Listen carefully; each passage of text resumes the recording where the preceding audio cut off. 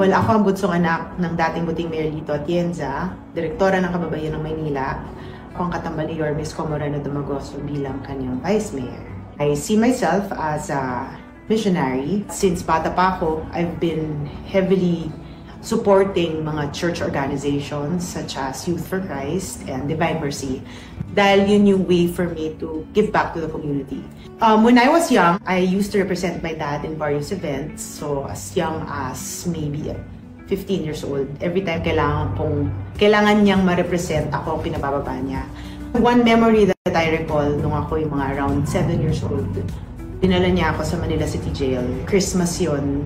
At nagbigay kami ng maraming mga food packs and all dun sa mga PDLs. And then I remember him giving an instruction to me that I should live my life serving others. Na-expose ako dun sa plight ng mga kabataan sa MYRC. Rehabilitation center yon for mga juvenile delinquents dito sa Manila.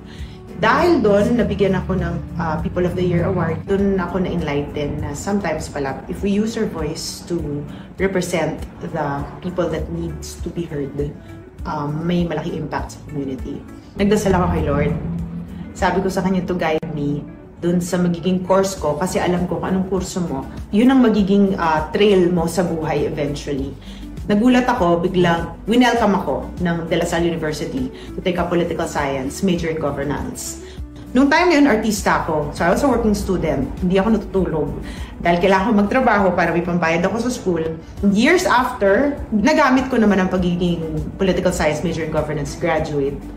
Dahil nung ako yung naging broadcast journalist, mas naging aware ako. Doon ako na-expose sa mas malalim na concerns ng mga tao. To have a listening ear, to have an open heart, para marinig mo yung problema ng mga tao. Hindi pala enough na puro boses ka na lang. Kailangan nakikinig pa rin ang gobyerno. Yun pala ang basic na problem na pinagdadaanan ng marami sa mga kababayan natin ngayon.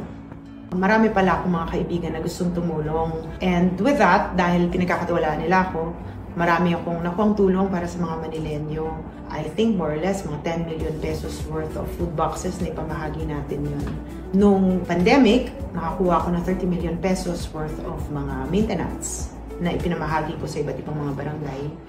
After the pandemic, around 20 million pesos worth of vitamins na ipamahagi ko rin sa mga barangay at iba't ibang distrito dito sa Maynila. Para sa akin, that was part of my missionary work.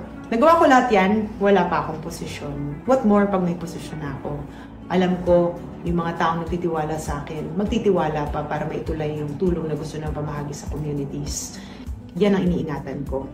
Trust. Dahil naniniwala ko, pag pinagkakatiwalaan ka, mas maraming taong tutulong.